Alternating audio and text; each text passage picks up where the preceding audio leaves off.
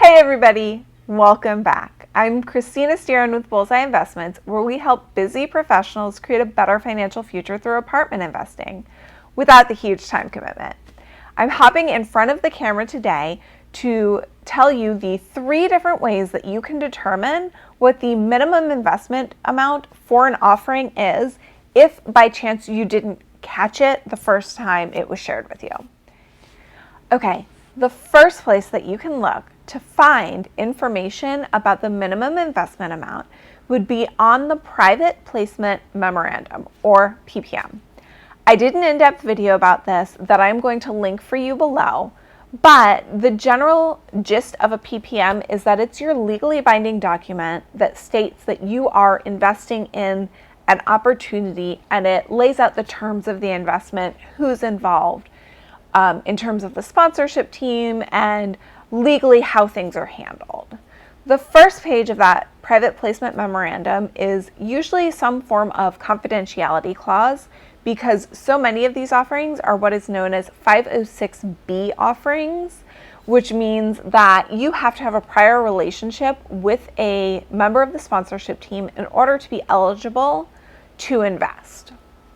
The second page is then your title page, and it's going to list the name of the investment opportunity. It's going to list the total amount that the sponsors are looking to raise, and then it's going to list on there the amount that is going to be accepted as a minimum investment amount. So that would be the first place to look for that minimum investment amount, because that is your legally binding document. The second place that you can look is within the webinar. Usually these webinars have some sort of visual presentation in addition to members of the sponsorship team talking about the investment itself. And I know we like to put it right at the end of the webinar so that it's really fresh in our investors' minds, and so that they have had the chance to see if this is something they're kind of interested in before hearing how much is the required minimum investment amount. And we usually put it on something like a next steps slide in a PowerPoint presentation, so that it'll list the minimum investment amount and then what somebody who is interested in investing would need to do in order to secure their spot in that investment. The third place you can go to find the minimum investment amount would actually be, instead of looking at paperwork, because some of us are not paper people, we are social creatures. So you can always call your sponsor and say, hey, I'm really interested in this. What's the minimum amount? And any sponsor would be glad to help you determine what the minimum amount is, and then lead you and guide you to the next steps if you are still interested, because that minimum amount fits with what you're looking to invest. Now, there is a bonus. The fourth, right? You can call it the fourth, or you can consider it a bonus.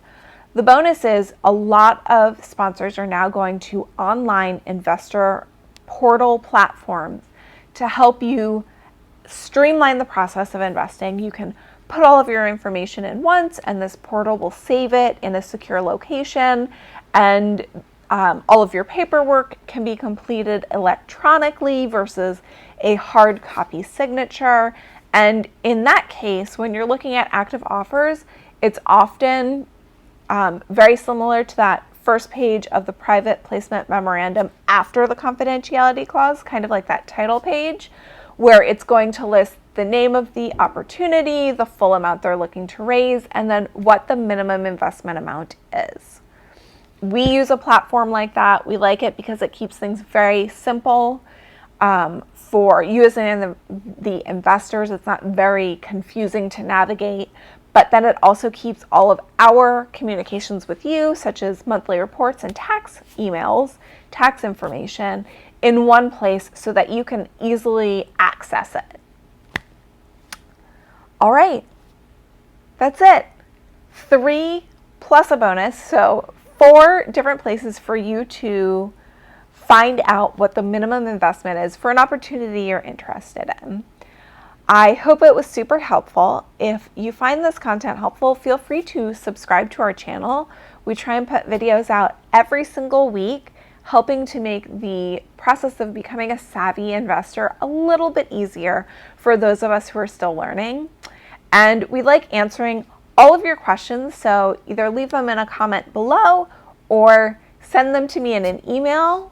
My email address is also listed below in the notes section underneath this video, and I will make a video about it or email you back directly.